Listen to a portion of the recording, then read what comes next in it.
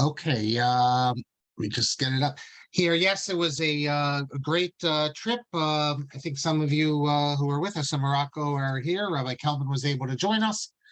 Let me just, I like to have a second computer here to see things. Actually, something happened. I can share it with people that I thought of something here, Yakov Emden. It's not relevant to Zechariah Frankel. I think we'll have two more classes today and one more because we are coming to the end. But Rabbi Kelvin, you probably remember this story, but I'll I'll throw in something interesting. Okay, so we have Minyan. So we have Kriyas Torah. So I basically prepare the Kriyas Torah, except not 100% because I'm assuming there's going to be people there who can lane, but I looked it over. So we had two Balei Kriya, but Shabbos afternoon, none of them were there in the shul yet when it was time to lane. So I got up to lane and I announced that I don't know how well I did it, know it, so please correct me. First two aliyahs were fine. The last aliyah, the third aliyah, I made a mistake and two people or three people called out, including a woman. That was interesting. A woman called out and corrected the mistake. So we corrected it and finished the Torah reading. What's interesting is that after I finished the laning, I remembered that this was the mistake I made was an important, well, I don't know, important. It was mentioned, there was a point in Rav Yakov Emden's autobiography. So since I know there's people here who are interested in Rav Yakov Emden, I'm going to show you right now what the error was and what Rav Yakov Emden's point was here and why it's a little significant. Let me, for those who are interested in Yakov Emden, J.J. Schachter's book, long-awaited edition, I should say, of Rav Yakov Emden's autobiography, supposedly is coming out soon. Okay, so it was Parsha Shemos, and it's in here you go, Perek Aleph, pasuk Tes Zayin. So it's Vayomer B'Alchenes Ivrios. Now here's the words: Risen al ha'ovnayim. But without Nekudos, it's likely that you could read Avanim. That is, when you Avnayim is translated birth stool. Avanim would be the stones. Okay, so of course I didn't read it Avnayim, and I was corrected. End of story. You'd think this Yud Mem ending like Aznayim. This is when you have it pairs too. However, and I only remembered this after I was corrected, Rav Yakov Emden has a whole piece. You'll find it in J.J. Schachter's edition, no doubt, because he's not going to censor anything. In the new edition in the U.S. Sefer, they took this section out, but it's in the first couple of editions. For example, the Kahana edition, page 135, he's attacking, before Rav Yonasan Eibschitz comes into the picture, Rav Yecheskel Katzenellenbogen, Rav of Altena. So he's attacking him for all sorts of ways. And on page 135, he tells the story how when the Chazan was reading the Torah, and he got to this pasuk, and lo and behold, the Chazan read it correctly, Avnayim. And Rabbi Chesel Katzenellenbogen rebuked him and said he's making a mistake. It should be Avanim. And in other words, so we see that the great Rabbi Yecheskel Katzenellenbogen got it wrong. I'm not sure how he got it wrong. He could have looked in the Torah, but he was obviously doing it orally, or he wasn't looking in and he saw it. And Yakov Emden uses this to make fun of him, and that he says, Kachaya baki b'kriya b'dvarim shebichsav. And then he goes and shows his ignorance in Talmud and just tears them apart. But that's Rav Yakov Emden with his enemies. So, okay, I'll go a few more minutes. A number of you sent me things, so let me get as far as I can get. I also want to get back to the issue with Mao Sor and the part I was a bit flustered with at the end of the class. I listened about the word safnat before we begin. But I want to show you something else because we've spoken about Eisenstein, Judah David Eisenstein. And this relates to the questions we had where Frankel was asked about figures. You know, we saw about making a sculpture, a statue of someone. So here's something relevant to that, and it shows you really a pretty crazy mistake. So in the Jewish Encyclopedia, which is still a very good work, even though it's like 120 years old, some of the essays in it are quite good, and they include things not in the Jewish Encyclopedia Judaica. So in the essay dealing with matzah, one of the classes I'm going to be giving on the Pesach program this year deals with machine matzah.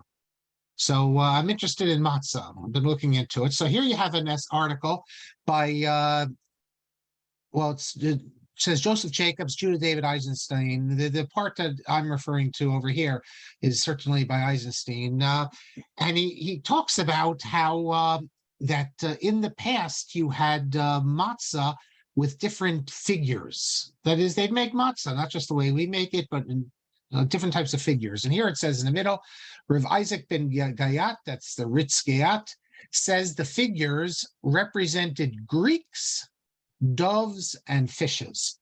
So they made matzah looking like Greeks, people, doves, and fishes.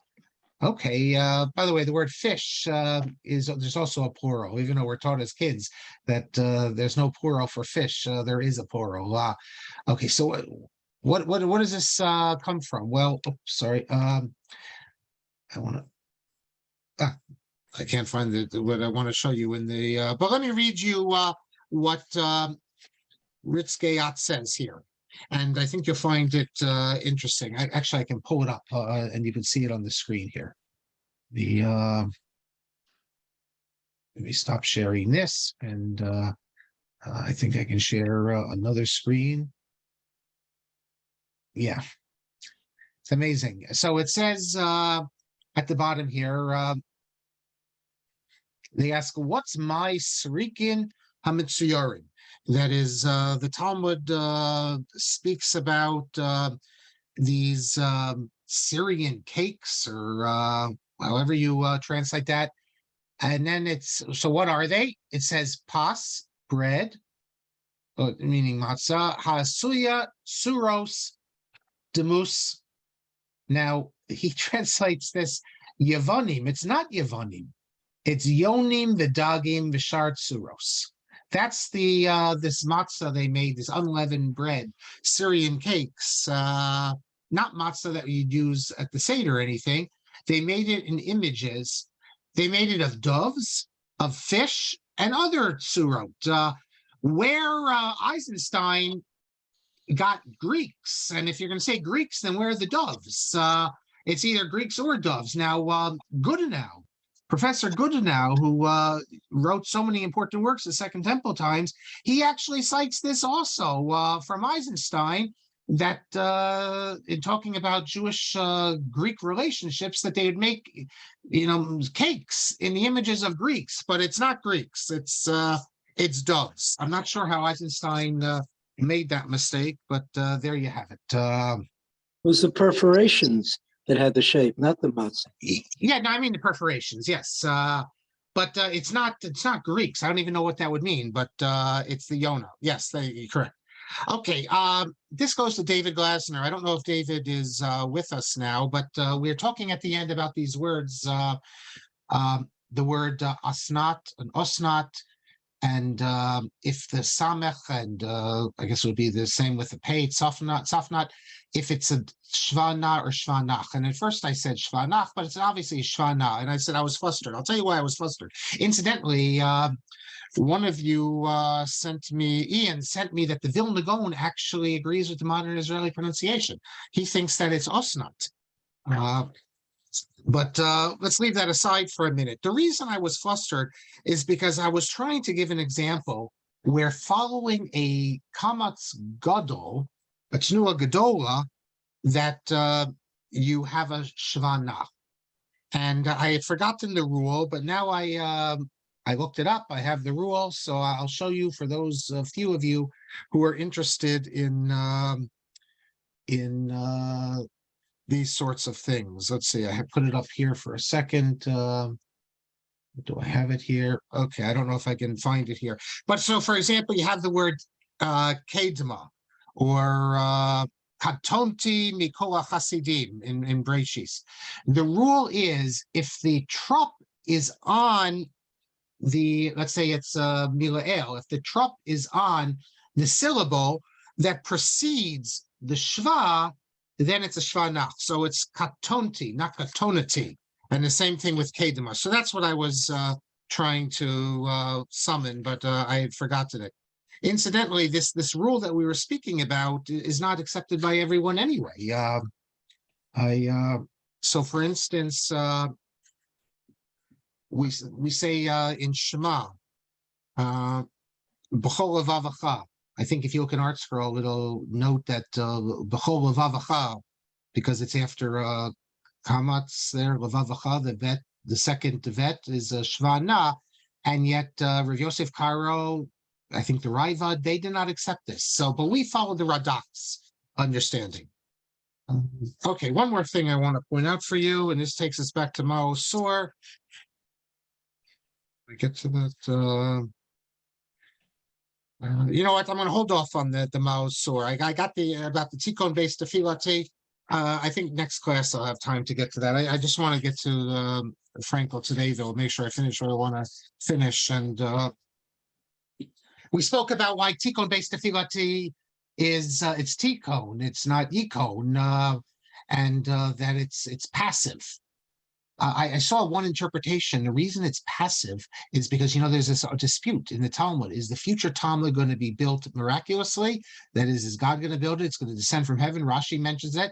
Or like the Rambam's opinion that we're going to build it. So therefore it's passive, that the future temple will be built. It leaves it ambiguous whether it's going to be human built or whether it's going to be built by Kadosh Baruch Hu. But we still have the question, which we got to answer, which we'll get to next, either the end of today, if I get to it, or next class. Why is it, if bait is masculine, as it is masculine, then why is it Tikon? It should be Yikon. Now, you might want to say, what do I mean when I say it's masculine? Maybe it's feminine. I think it has been understood as feminine sometimes. So, for example, here is, just to give you one example, I had seen this, so I took note of this. This is a poem, and you have a lot of these at the JTS, these Italian poems for someone when he becomes married or graduates the school in Padua. So what does it say? Mizmor Shir Chanukat Beit HaKnesset HaGedolah. So in Ferrara, so they made, here's a song, and obviously the people who write these songs are experts in Hebrew. We couldn't, I shouldn't say we, I and most of us could not write this sort of poetry. So here you have an example of a song that was written in honor of the great synagogue in Ferrara, and you can read the poem. But look, it doesn't say Beit HaKnesset HaGadol, it's Beit HaKnesset HaGedolah. So we see that some people understood Bayit as feminine, even though it's almost universally it doesn't appear this way in Tanakh. But I guess the thinking was that the word developed. It's hard to imagine that someone who's capable of doing such a rhyme here makes a simple grammatical error. I think it's just that it became accepted in certain places. Okay, well, we'll leave that aside for now, and let's pick up right where we left off, but it's been a few weeks. Okay, if you recall, the last thing we spoke about was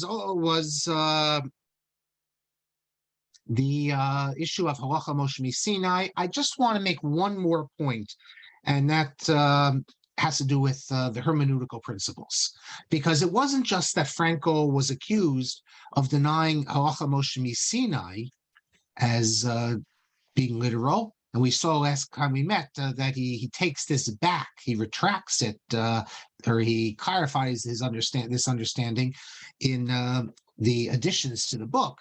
But what about, he was also attacked for, and they specifically mentioned Gezerah Shavah, that if you read Darchei Mishnah, the implication is that the Gezerah Shavah is just the sages using their brilliance, their intuitive understanding of language, that they had a special ability that the average person doesn't have, in order to make connections. And usually we're taught that Gezerah Shavah comes from Sinai, and so that would be enough to place him in the category of heretic, or at least what he's saying is heresy. But is that true? I think that is the mainstream view, but is that the only view? Do we find anywhere in the Rambam, for instance, that Gezerah Shavah goes back to Sinai? He assumes that the hermeneutical principles have the status of a derabanan. That doesn't mean that they are all derabanan. This could be a technical thing that if they're not explicit and they're derived hermeneutically, that they're understood to be derabanan. At least that's how most understand the Rambam. But I want to tell you something here, read you something, and you tell me if Shamshon Raphael Hirsch would have had the same response to what I'm going to read now.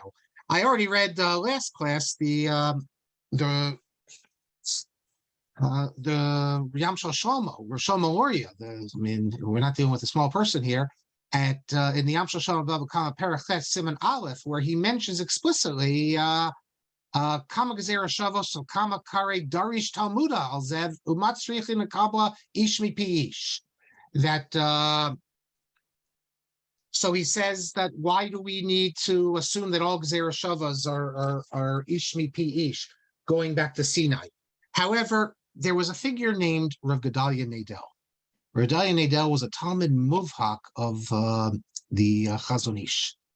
And he came to public notice for many people because during the controversy over Rabbi Nassim Slifkin's books, that the Haredi world banned them, someone pointed out that, it was pointed out, I should say, that Rav Gedaliah Nadel held also that evolution is not in opposition to Torah, just you have to understand it properly. And these are all found in his book, The Torah Social Rav Gedaliah. And that's why the book became popular, mostly because of how he understands the idea of evolution and, the old way of explaining the first chapters of Bereshis, that we don't have to take them literally. Okay, no news there. However, most people did not read on. And if you get to page 25, you have something very interesting. He speaks about the idea that you don't make a Gezerah Shavah on your own. That's what the Gemara says, that we don't make a Gezerah Shavah on our own. And what's the reason? Well, Rashi says because he explains that it goes back to Sinai. Therefore, you only accept it. Well, the Gemara says, Rashi explains you don't make Gezerah Shavah on your own. It has to be something that you've received, Rav Mirav, going all the way back to Sinai. However, Rav Gedaliah Nadel doesn't accept this, or at least he assumes that this is not the standard interpretation, what Rashi's interpretation is. I'm just going to read you, let me read you what Rav Shelat, who published the B'Torah Social Rav Gedaliah, he says as follows. You'll find this in Aliyot 27 and 28. That's from Yeshivas Birkas Moshe, Mali Adumim. And this is before it was published. He's saying what he heard from Gedaliah Nadel. Then we'll see what it says in the Sefer.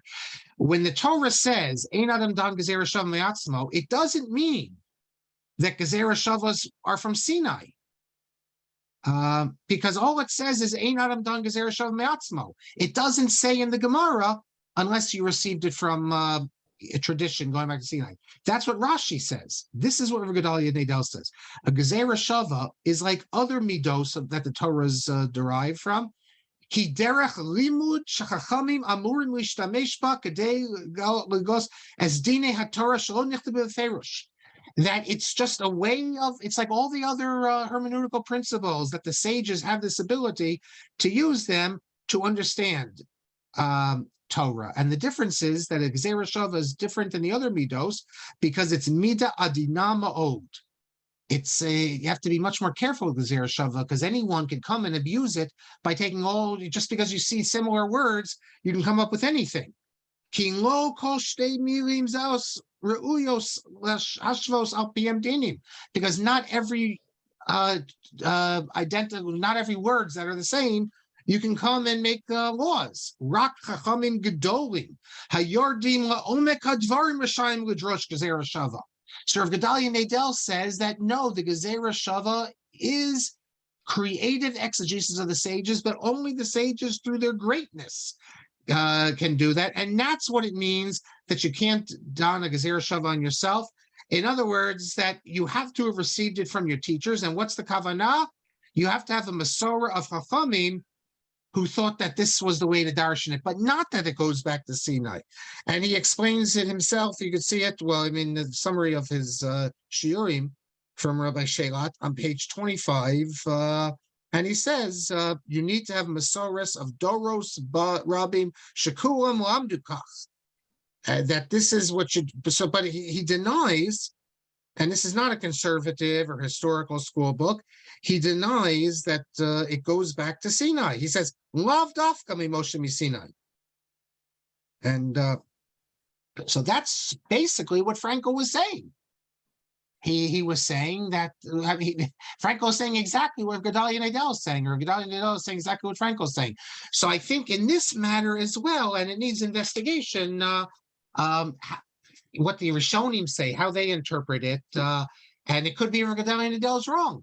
But again, we're talking about someone who's really part of Haredi learned society, and he came up with this on his own. So it's not so strange, it's not so far-fetched, and I don't think that alone would be enough to make him, as we'd say, michutz lamachana. But there's more. And in these areas, I have to acknowledge, for all my admiration for Frankel's scholarship and what I've learned from him, it's problematic. Because it's not just Frankel's own works that are subject to attack. Frankel's institution. He had teaching there Graetz. Graetz, by no stretch of the imagination, can be regarded as an authentic exponent of the tradition. And that's going to bring us back to the issue we had with the Jewish Theological Seminary. How do you have an institution that allows someone like Mordechai Kaplan teaching there? I'm talking about in an era when you had many people teaching there who would be considered completely in the Orthodox camp, but how can the institution be regarded in the Orthodox camp when you have someone like Mordechai Kaplan? And you could say, as I said, that, well, they gave Kaplan, he taught homiletics. That's his thing. But my son-in-law's grandfather, Rabbi Sylvan Kamens, rabbi for many years, conservative rabbi for many years in Minnesota, as well as other places. I even think that he was Bob Dylan's family rabbi in where was he, in Hibbings or Duluth, one of those places. So I asked him about this at the bris, actually, the bris of my grandson a couple months ago, and because he's from the old time rabbis, he remembers Kaplan, and he said to me, Bazel Ashon, yes, they put Kaplan, they put him in to teach midrash homiletics, but whatever, and this is what he said, whatever Kaplan was assigned to teach, no matter what, he was always teaching Kaplan. So he'd be teaching homiletics, but he's teaching Kaplan's ideology. He's teaching midrash, but it's all Kaplan. So you really don't, you don't achieve it. You don't solve the problem there. Now, with the seminary in Breslau, with the one thing was off limits, even for Graetz, by the way, and that is Pentateuchal criticism. There was no higher criticism of the Torah. There was higher criticism, however, of the rest of Tanakh. That in and of itself might also not be enough to render it outside the fold, because they did, at the Rabbinical Seminary of Berlin, they did higher criticism. Yaakov Barth, who's the son-in-law of Esriel Hildesheimer, he taught the second Isaiah, and he taught that's why it was regarded by the Hirschians as a problematic institution. But it goes much further than that, because Graetz's whole conception of if Frankel, it was questionable what he thought, and he left ambiguity and then clarified it. With Graetz, there's no ambiguity. There is nothing Sinai. Everything's from the rabbis. There's a complete development of ideas in Nach. I mean, nothing in the traditional. And I don't know if it's true, but the fact that they tell the story shows what he was like. Supposedly, Graetz would read the Haftorah when he was called up to read the Haftorah with his own emendations. So you'd read that, which is totally in opposition to the idea of the historical school. Now, if you recall, Hirsch publishes an open letter when they opened the seminary in Breslau. He publishes an open letter asking Frankel what his new seminary's position was on revelation, on tradition and custom, but Frankel never replied. And here you have Graetz teaching there. regarding Graetz, I found something interesting in Bernard Drachman's autobiography. Bernard Drachman, one of the founders of American Orthodoxy, one of the early leaders of American Orthodoxy, he is a musmach of Breslau. As we mentioned, you have a number of Breslau-produced people who were middle of the road, who became reformers, and also who were observant, Orthodox even. And let me just read you what he says. And it just shows you that here is someone who is obviously an intelligent person who studied in Breslau, not when Frankel was there, but when Graetz was there, and when Frankel's successor Levi is there. And he says as follows. And I'll read you what he says about Graetz. He doesn't think that Graetz is going to apostle the institution any more than Yeshiva University would be apostled, because maybe someone in the Bernard Revel Graduate School might say something that is regarded as crossing the line. Solomon Zeitlin, who later was at Dropsy College, but his first job was at the graduate school. It wasn't Bernard Revel, but it was he was teaching at Yeshiva College, and the Rosh Yeshiva were very upset with him and launched a protest because of an article he published. But he was teaching there, and I don't think anyone was going to say that Yeshiva, well, it wasn't Yeshiva University then, it was Yeshiva College, is michutz l'machane because of this. But on page 100, this is what Drachman says. He quotes, he mentions the view that the Hildesheimer Seminary is the most strictly Orthodox, the Geiger Seminary is radical and heterodox, and the Breslau Seminary occupies an intermediate position which might be designated as moderate or liberal Orthodox. And then he says, but I must say that I do not entirely agree with this view. The Breslau Seminary insisted upon the bindingness of Jewish law, which is, after all, the criterion of orthodoxy or heterodoxy in Judaism, while the Berlin Rabbiner Seminar advocated the harmonious union of Orthodox faith and modern culture, which is rejected by some Orthodox elements. The Breslau and Berlin seminaries were therefore in fundamental harmony on the basic concepts of traditional Judaism and its adjustment to modern conditions. Well, he says, and he's correct, that the Breslau Seminary insisted on the bindingness of Jewish law, and then he says that this is the criterion of orthodoxy or heterodoxy in Judaism. But it's not really the case, because everyone acknowledged that Breslau, even Hirsch acknowledged that in Breslau, they insisted on Jewish law. That wasn't the dispute. And we're not dealing with orthoprax here. The issue is orthodox, straight thinking. That was what the dispute was about. Namely, was Frankel and his institution teaching an orthopraxy rather than an orthodoxy? That is a denial of certain ikarei emunah, basic ideas of faith. And I can't figure out how Drachman could say that the bindingness, I don't know if he made that word up, but the bindingness of Jewish law is the criterion of orthodoxy or heterodoxy, because at least according to Hirsch, it absolutely is not. It's do you believe that this law that you're obeying, which is called Halacha Moshe Sinai, is this something made up by the rabbis, or is this something that goes back to Sinai?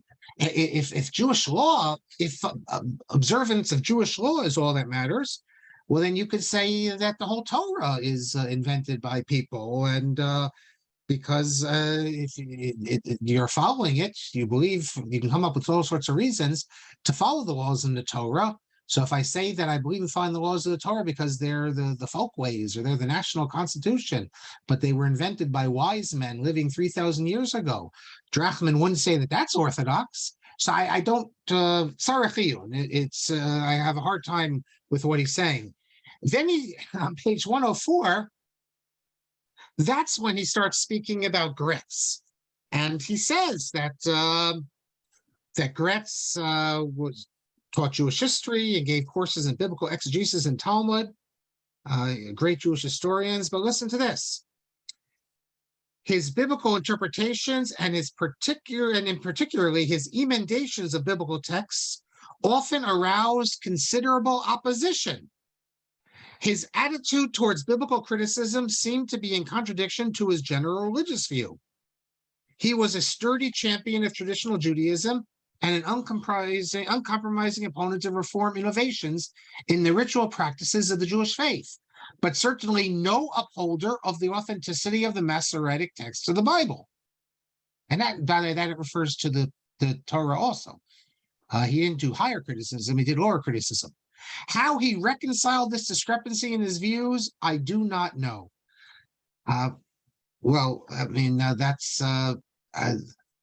There's all sorts of ways to reconcile it. The positive historical school does a very good job in reconciling it. You say that it doesn't matter what its origins are. I'm going to read you what Louis Ginsburg has to say about it. But he acknowledges that his views, even though he observes Torah and mitzvos, his views on it are not traditional. So you could see that that's going to be a problem. And we'll see what Esriel Hildesheimer has to say. Now, later in the book, he says, it's a funny story. Why is he in Breslau? He's in Breslau because he was sent by, he comes from a Reform family, and they belong to Emmanuel, the Reform temple in Manhattan. And they were like training him or grooming him to take over as the rabbi, but he needed to be trained. So they decided to send him, they gave him a scholarship that he would go to Germany, and it was up to him to find where he went. And he didn't go to the Reform Seminary. He went to and he speaks about it, he went to the Breslau Seminary. He was interested in studying there, and while there, he becomes what he regards as Orthodox, and he never was regarded as non-Orthodox. He tells on page 166 how when he returns, they invite him to preach.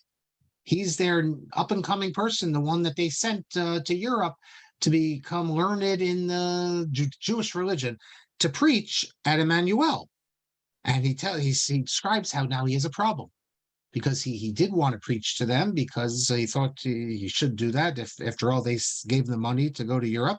The problem was the services in Temple Emmanuel, as in all Reformed temples of its type, are conducted with uncovered head. And he says that how can you do divrei Torah with an uncovered head? How was I to avoid violation of this precept? And he says he couldn't lead the services. That's absolutely impossible. And even delivering a sermon, he says what to do. So he came up with a solution. He did it with an uncovered head. He says he would substitute the Hebrew term Hashem. So whenever he's quoting a pasuk, he wouldn't quote God's name, which is what we do today anyway. And he describes how at the end, by the end of the service, the fact that he didn't participate, because how can you participate in a Reform service? It's usher. And they saw from his sermon that he no longer was one of them. And the president or the leader, Mr. Rosenfeld, informed me that my principles precluded the possibility of my becoming the rabbi of Temple Emmanuel. That was the beginning and the end of my connection with the temple. So it's fascinating that Drachman comes back an Orthodox Jew from Breslau. When I say an Orthodox Jew, I mean an Orthodox Jew not just in practice, but in belief also. He's the one who translated Hirsch's writing, the 19 letters, had a very big influence, and is one of the founders, or one of the leaders, I should say, of the OU. And he always thought of, at least his experience was that it was an Orthodox institution, and the presence of Graetz. I can only imagine it like students at YU, if maybe they have a philosophy professor who says something heretical, which is certainly allowed at YU. The philosophy department is there's no religious restrictions on it. They'll just chalk it up to, okay, that's his view. That's how he's regarding Graetz. That yes, this is a rabbinical seminary, but not all the professors are in line with what they should be. That's the only way I can explain it. I think it's very similar to the issue of Kaplan, because on page 374, he deals with the problem with the seminary, that it couldn't be considered Orthodox anymore because you had Kaplan teaching there. And he says that Kaplan's views poisoned the minds of the teachers of the coming generation, because they had him teaching in the Teachers Institute.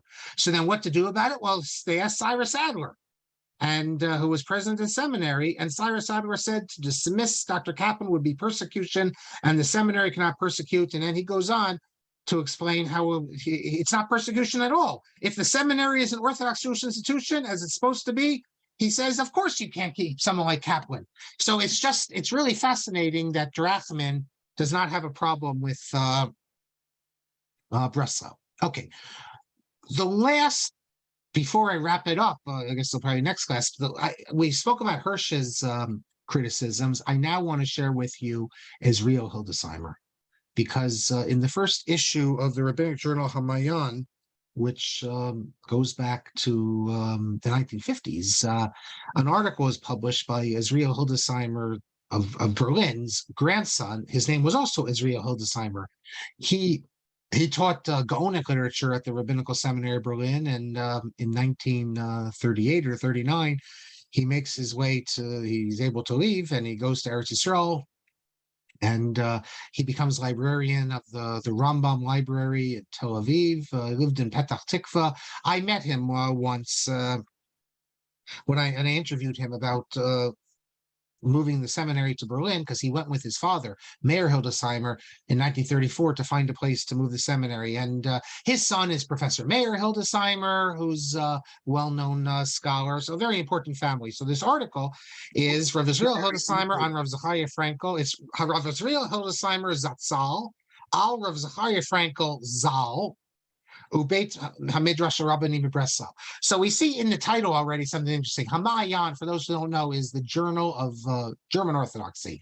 It was established in the 50s, and then it stopped publishing for a little while. But since the 60s, it's been publishing 4 times a year, supported by Mossad Yitzhak Breuer. That's really where you get the German-style Orthodoxy in Israel. Great Torah articles, academic articles, but look at the title. The fact that they publish an article like this is of interest, but the title, Rav Esriel Hildesheimer, Zecher Tzadik Livracha, al Rav Zechariah Frankel, Zichrono Livracha, Uvet Midrash Rabbanim Breslau. So they're giving Frankel the title. They don't call him Harav. It's Harav Esriel Hildesheimer, and it's Reish apostrophe, so Reb Zechariah Frankel, giving a little respect. But they call him Zal, Zichrono Livracha. For Hirsch, it's Shin Reish Yud, Shin Rishayim Yirkov. So the Hildesheimer school is more moderate, but not as moderate as you might think when it comes to Frankel. So he has a series of letters, which I find really interesting, and I wanted to share with you what Hildesheimer has to say. The first thing I have to mention, though, is correct a mistake, which I fell victim to. It's my own fault. David Ellenson, in his book on Esriel Hildesheimer, claims that Hildesheimer referred to Zechariah Frankel as a Meshumad. Now, granted, this is taking me back a long time before I was as sophisticated as I am now, but I remember I looked at the source, and I just took Ellenson's word that this is referring to Zechariah Frankel. And now when I think about it, the whole thing doesn't make any sense. What do you mean, Meshulman? But in one of my essays, I repeated what Ellenson had said, and thanks to, I would have figured it out by now. There's no doubt about that. But I was a young graduate student then, and Schneier Lyman at the time told me that Ellenson was wrong. It was a mistake. And then he publishes a piece in Tradition. You can find it, just Google it.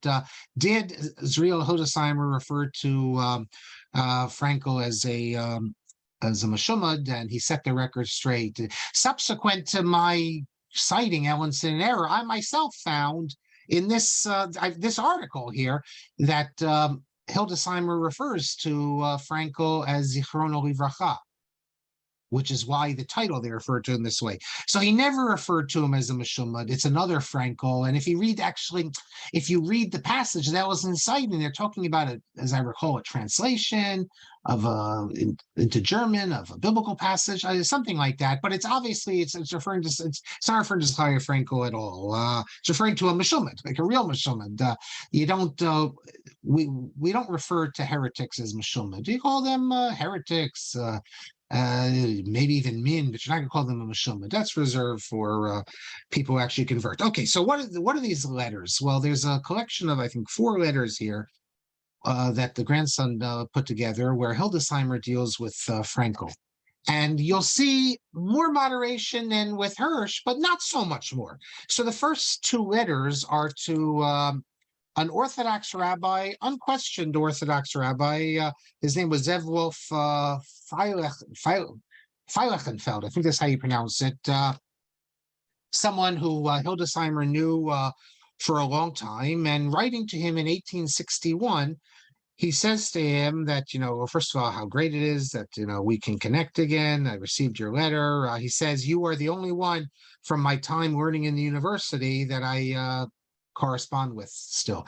Hildesheimer received a PhD from the University of Halle in East Germany. I have a copy of his doctoral dissertation. I located it and discovered it. Maybe you can say located and got a copy of it during the communist times. And I have it. It's written in Latin. And I published from the beginning of it has, or the end of it has a Hebrew, in biblical Hebrew, a curriculum vitae, giving his entire life story, which I published in Ale Sefer. But everyone quoted this as if it was appeared in German. It's a Latin dissertation on the Septuagint. I gave it to the Hildesheimer family. They were going to translate it. It's not easy to translate. First of all, it's in Latin, but it deals with Septuagint, so you need to know Latin and Greek. And it's an interesting piece of work. And I have a printout for, and I have the microfilm of it.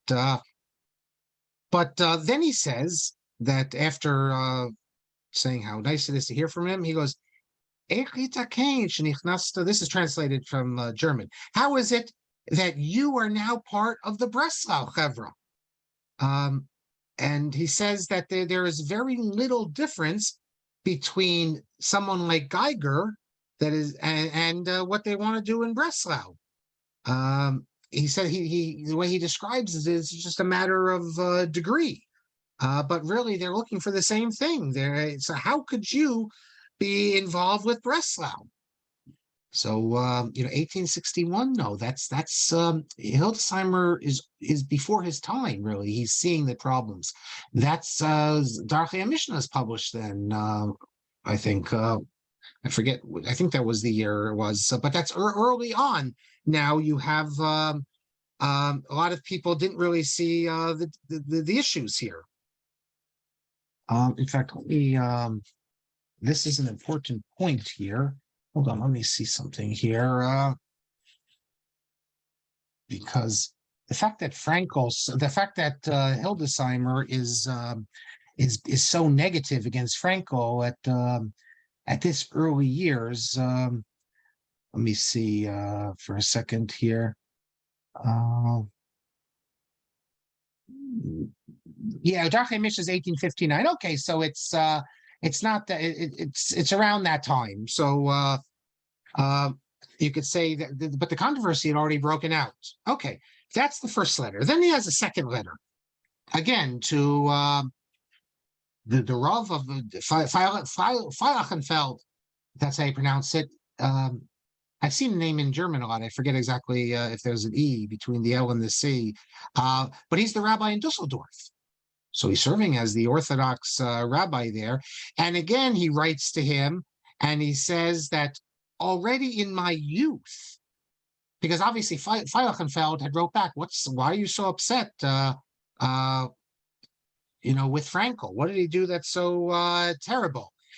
And Feilachenfeld must have mentioned the articles in Yeshurun, which he thought were over the top. And Hildesheimer writes back that I too was upset when I read the article in Yeshurun, but nevertheless, he says, I thought that it was necessary to do this. And then he explains why. He says, even in my youth, I began to have doubts about Frankel. That is before Darchei Mishnah, when Frankel was regarded as an Orthodox rabbi by everyone else. Hildesheimer says, I began to have doubts about him because of two things he did. One of them, he says that there's no ein lo kapara. What is it? It's what I mentioned. When the Chasam Sofer apostled this Rabbi Alexanderson, Frankel said the Chasam Sofer is not right. He has to give him another chance. So Hildesheimer says, how can he go against the Chasam Sofer? Rabban shel kol bnei hagolah. And then later on, Frankel opposed Chacham Bernays when Chacham Bernays attacked the Hamburg reformers. Frankel also opposed the Hamburg reformers, but he thought that certain things Bernays said were incorrect. That is, you can never make any adjustments to the siddur. And Hildesheimer says that he attacked Bernays in a degrading fashion. So Hildesheimer said that I had problems with him from a long time. And then he says something else entirely. He says that I know with certainty that Frankel is not concerned with the religious thinking, the religious belief of the student at the seminary. Simple as that. He says, take my word for it, Falkenfeld, that I'm not saying anything here that I can't prove. He says, I have his book, Drachman, but the important thing is, he says, and he's going to repeat this later, that students are going to the Breslau Seminary and they're coming out heretics. Because Frankel, his concern is not with raising up pious students. He's just doing scholarship. And he says, I regard this as a zechut for me, a merit, that for a number of years now, I preventing students who graduate musmachim from Breslau from getting positions, rabbinic positions. No, sorry. He says, we're going to see this. He said, I prevent students from going to Breslau. He says that it's a great schus to me that people ask me and I tell them, don't go to Breslau. And by doing that, by that don't go to Breslau, I make sure they don't become hypocrites or even worse, namely heretics. He says the whole idea of Judaism there is not taken seriously the way we do. And what's the proof of it? That Graetz is given a class to teach in Talmud. How can Graetz teach Talmud? He says, what type of mockery does this make for Judaism? That we've never seen such a mockery before, that an institution that claims to be a Torah institution is giving a heretic like Graetz to teach Talmud, like it's just an academic class, and the students are not going to be negatively influenced. And then he says, this is teaching the students in Breslau to become Savuim, hypocrites, Jesuitical. That is, say one thing in your mouth, believe another thing. Kofrim. And who are they like, these students? Bedoma Graetz. They're going to turn out just like Graetz, asher besukot, on Sukkos, Misnanea in Barba Hamini Biadov Keilu Haya Rebbe Shachasidim. Graetz on Sukkos, he says, you can see him shaking the lulav just like he's a Hasidic Rebbe. Kafishani Yodemi Makar Naaman, as I know from, I've been told reliably. And yet this same guy who's shaking the lulav and doing all the other mitzvos, like a Hasidic Rebbe with all the kavanas and everything, during the week he's teaching heresies. So that's the problem with Breslau for Hildesheimer, that it's a whole shotness, kilayim. You could have Torah being taught in a proper fashion in one classroom, and the very next classroom the students go to, they're being taught heresy, and which was exactly the case at, let's say, the Jewish Theological Seminary. You could have one thing, you could be with Shaul Lieberman in one class, and then you can move over to Kaplan in another class. And so that's his letter to Falkenfeld. Then he has two more letters, which are really, they're touching and they're sad, all combined, because there's they deal with a musmach, a Breslau, who by all measures, and Hildesheimer also seems to acknowledge this, is a Yareh V'Shalem, a traditional Jew in all ways. And he's very upset that Hildesheimer has been saying that you can't rely on musmachim of Breslau, and is advising synagogues not to hire them. And he writes to Hildesheimer saying, what do you have against me? I'm a shomer Torah mitzvos. I observe everything. I believe everything. I don't believe what Graetz says. And yet, why are you telling places that they shouldn't hire us? So it's one thing when Hildesheimer is just saying, to his Orthodox friends, his rabbis, these things. But now he has to respond to someone, and it's more personal here. And you see the sensitivity of Hildesheimer in a way that I wonder if Hirsch would have been so sensitive, or Hirsch would have been more dogmatic. But so he writes to him, his name was Theodore Kroner. I don't know what... well, actually, it says he later becomes rabbi in Stuttgart and was the rabbi of the whole area. But this was earlier than that. He writes to Hildesheimer, and Hildesheimer writes back, and Hildesheimer says as follows: "You should believe me when I say that I esteem everyone who searches and wishes to, be a Shomer Torah mitzvos in a proper fashion. Not only that, I encourage that, but nevertheless, with all this simcha that I have for anyone who's worthiest," because the guy wrote to him, Kroner wrote to Hildesheimer saying that I'm a Shomer Torah mitzvos. What do you have against me? So Hildesheimer writes back and says, I'm very happy to hear this. I admire everyone who's a Shomer Torah mitzvos. Nevertheless, this doesn't take away from my deep pain that what people have told me, and without any doubt, it's been assured to me that we cannot rely that people who come out of the Breslau Seminary see themselves as tied unconditionally to the words of our sages. And he says, I'm telling this to you why I wrote this letter. And I'm going to read you the letter in a little bit, what he says about how you can't hire these rabbis. And he says, I don't usually get involved in these matters. He says, I didn't want to be the one attacking, but, when I'm asked, I have to ask. And then he says, I don't ask people the same way I say that I don't tell others to accept my opinion, and I don't get involved in rabbinic people being appointed to rabbinic positions. But when I'm asked, I have to honestly give my opinion. And I have to say that, and he goes on, the fears I have of this institutions. He says that this is what, in my mind, a rabbi today needs to have, and what the apostles a rabbi. And he says one of the first things that apostles the rabbi in his mind is, he says that there is a heter, and he puts this in quotes, given that Rebbitzins can go pruat rosh, with uncovered head. And he says that in the Breslau Seminary, he says certainly the majority of the wives of the rabbis are not wearing a shadel. Now, this is funny because in Lithuania, Lithuanian yeshivas, 100 years later, that would be the same case. But Germany was different. They were makpid on this in Berlin and Frankfurt. And he says, I don't know your situation, whether your wife does or not, but he says, but I know that in Breslau, this is not taken seriously by most. And therefore, how can I recommend a rabbi who comes from there? Then he says,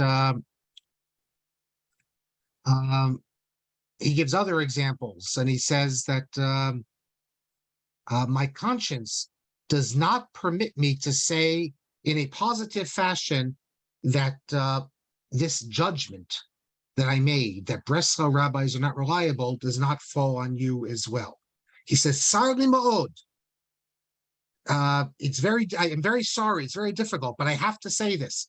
But you asked for me a positive, an honest opinion. So in other words, Hildesheimer is saying to Kroner, although I can admire you, you tell me that you're committed to Torah, and I feel, sense of admiration for you. Nevertheless, knowing the Breslau Rabbinical Seminary, and I only know you through this letter, I can't honestly say that what I've said does not fall on you as well. And then he says as follows. Kroner had asked, what do we need to do that you will accept us as compatriots? And he says, first of all, he says he doesn't know if this can really take place, but he says, first of all, Breslau graduates must declare in a formal fashion publicly that they believe the kadmut halacha Moshe Sinai, that they believe in halacha Moshe Sinai. So you see, the issue, unlike Drachman, the issue is the theological issue for Hildesheimer as much as it is for Hirsch. And they have to believe in the kedusha, the Torah shebiktav and the Baal Peh. Lo rak halacha maseh, not just that they're observant. That we know they're observant. but they have to recognize the origin of it, and that their historical investigations cannot subvert these basic principles of faith. And he says, and this is my opinion, which I say to you, and I say to you as a man and as a Jew. And he says that, and this is what I don't know if Hirsch would have said, but maybe he would have.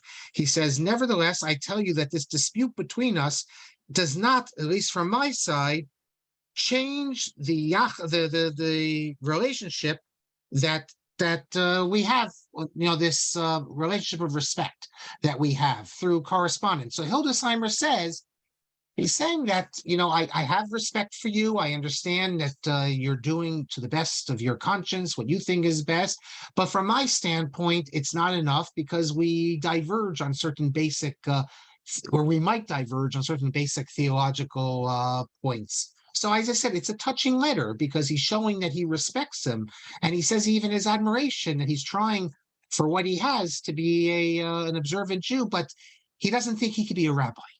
That's not enough. That he then can, that Hildesheimer can then say, you can be a rabbi. And even if he could, what about the other Breslau ones? So Hildesheimer, I guess, line in the sand that Breslau simply doesn't work. Now, of course, I'm surprised that Hildesheimer didn't say there is a solution. You come to me. You learn for a year at my institution, and then we'll give you a new smicha. And then we've had cases like this. There have been people who've gone to the seminary and then JTS and then got an Orthodox smicha and be completely accepted in the Orthodox world. I don't know why Hildesheimer doesn't. Well, maybe because the person doesn't ask that, but he doesn't say that. Then he has another letter. And well, I already see it's 9:29. So, and this letter is also interesting because Krona replied to him, and he replies back to Krona. So I want to keep this letter till next week because this is where he also speaks about Frankel, and that's where you'll have a difference between him and Rav Shimshon Raphael Hirsch. So I'll leave that to next class. And next class, I also want to talk a little bit about how the next generation, the generation after that, in New York, Louis Ginsburg Jewish Theological Seminary, how they took these ideas of the Breslau Seminary and went really much further than that. And I'll try to sum up next class really what we can say about the significance and the uniqueness of the ideology of positive historical school. And if we don't get to it next class, we'll do one more class. I just have a few more tidbits, side points, things people asked about Frankel. Show you another Haskama of Frankel that was in a Sefer and some other interesting things. But and talk a little bit about Catholic Israel of Solomon Schechter. So we'll do that next class. In the meantime, let me get to the questions here. Jacob Sasson says it's not the comments which makes a shana, it's the mamid.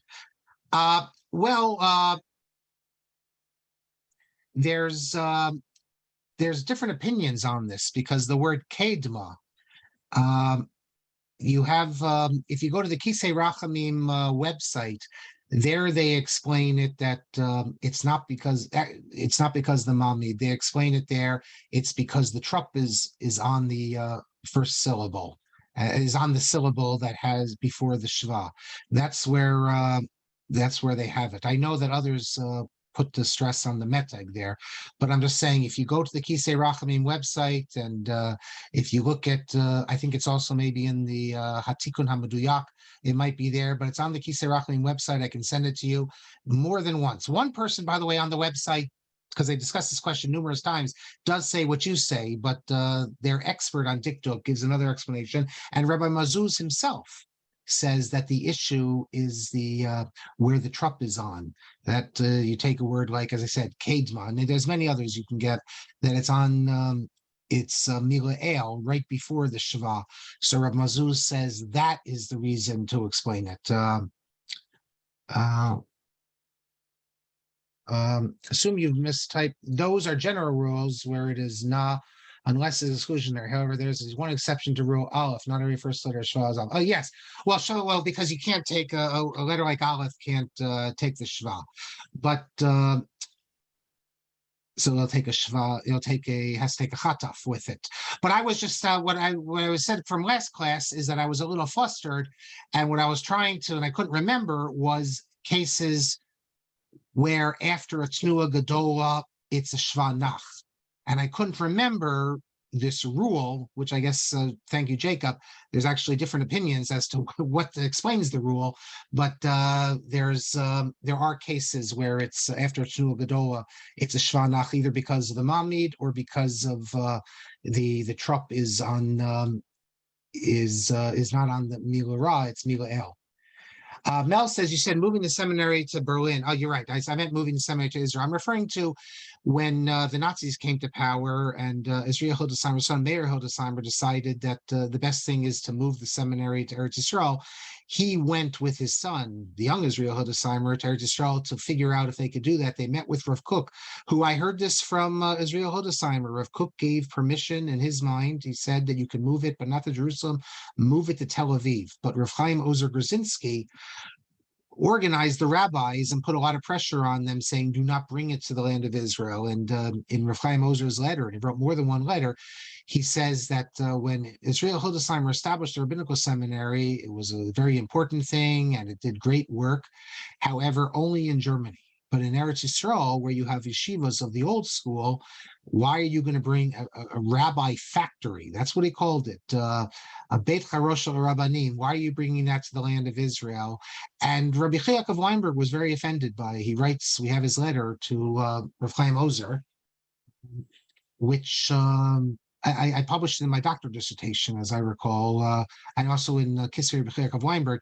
He says, you call us a rabbi factory? We teach Torah at the highest level.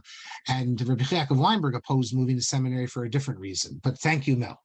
Rabbi Shudnow says, in a symposium in Jerusalem, I publicly asked my great teacher, Lieberman, how JTS could have non-religious teachers. He answered that they do not teach Torah, rather technical subjects like language, grammar, history.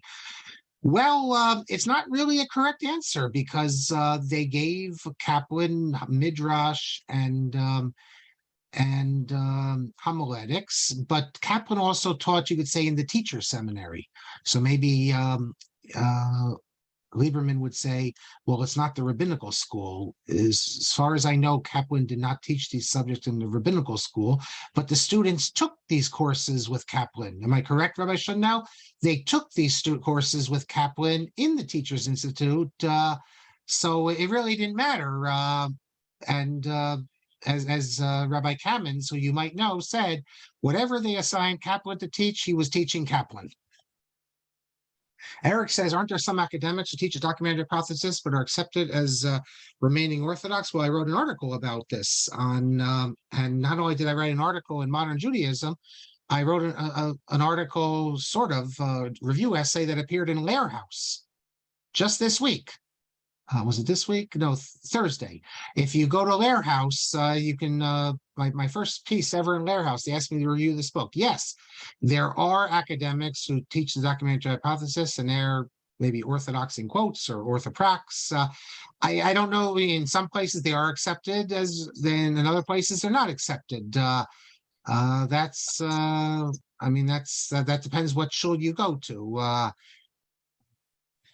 But certainly for Hildesheimer and Hirsch, this would not be acceptable.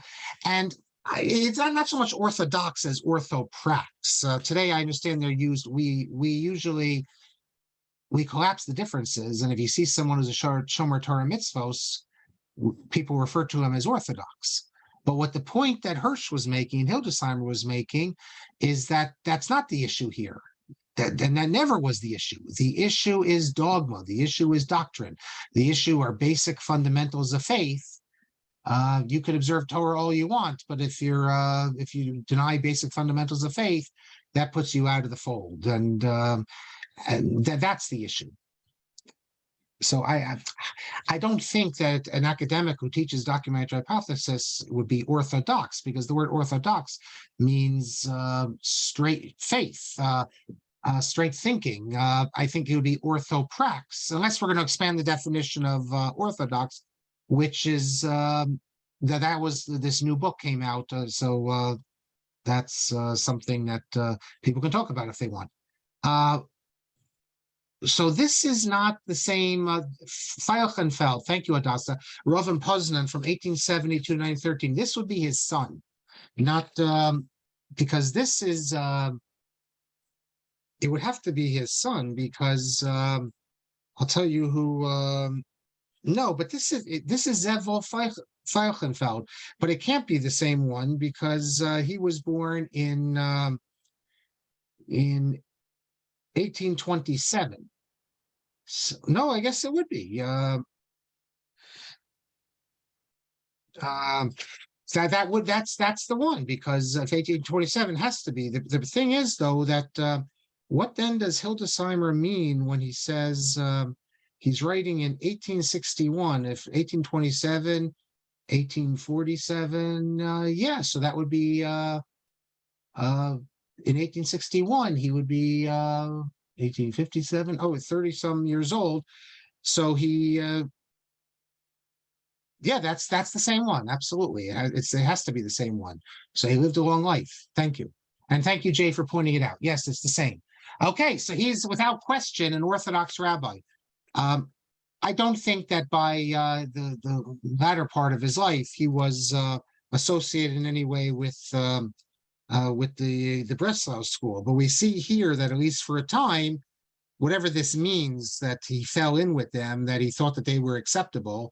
And that's what Hildesheimer is writing to him about, that why do you regard them as acceptable? They're not acceptable. Yeah, I should have, there's a little bit of an introduction here to the letters. Yeah, so you're absolutely right. Thank you very much for pointing it out. He mentions, one more thing I'll mention, he mentions in his letter, one of the problems, an example of the problems of the Breslau approach is Rabbi Gudeman, Rabbi Moshe Gudeman, who was the rabbi of Vienna. Here he was, the rabbi of Vienna, and yet he was a student of Frankel. He wasn't a Moritz Gudeman. He got his smicha. He was a musmach of the seminary in Breslau. And he wasn't exactly Orthodox, although if you go to Vienna today and you go to the synagogue, the main synagogue in Vienna, they have the list of all the rabbis and Gudeman is there. But by no stretch of the imagination were his ideas, quote, Orthodox. He was a member of the historical school and he accepted certain radical ideas about Tanakh. And yet today in the institutional memory of the Stadttemple in Vienna, you go there on tours and you see they make it seem as if these are all Orthodox rabbis. They're not. The synagogue always functions as an Orthodox synagogue. Men and women never sat together. There was never an organ, but they hired Breslau rabbis until also Tzvi Peretz Chayes, I think, would be regarded in that camp as well. The grandson of the Maritz Chayes, who also served as rabbi there. Okay, I think that's... Yeah, 1872 is when he was rabbi. 1827, it says here, is when he was born. In fact, I even have the date, the 15th of Sivan, born in Posen as well. Very good. Okay, I think that's it then, Rabbi Kelman. Thank you. Okay, very good. Okay, please go. See you next week. Tomorrow, Rabbi Shulman continues his series on Sefer Daniel at 1 p.m. Eastern. And as I mentioned earlier, on Wednesday, Dr. Lindsay Guhartz will be starting her series on Judaism and Christianity at 11 a.m. on Wednesday morning. Rabbi Helfgott the Wednesday evening. Thursday, the Rabbi Yellen will be finishing his series on business ethics. If you haven't had a chance to come to the class too, this is a three-part series, so that'll be Thursday at 1 p.m. And then Thursday night, 8:30 p.m., Dr. Rebecca Winter will be giving the Parsha Shir from Atlanta. And of course, I'll be giving my regular shir on the Siddur, 9:30 a.m. on Friday morning. Okay, we look forward to learning with you. And please invite a friend, and we look forward to seeing you soon, everybody. Have a good night. Laila to everybody. Thanks a lot. Bye-bye.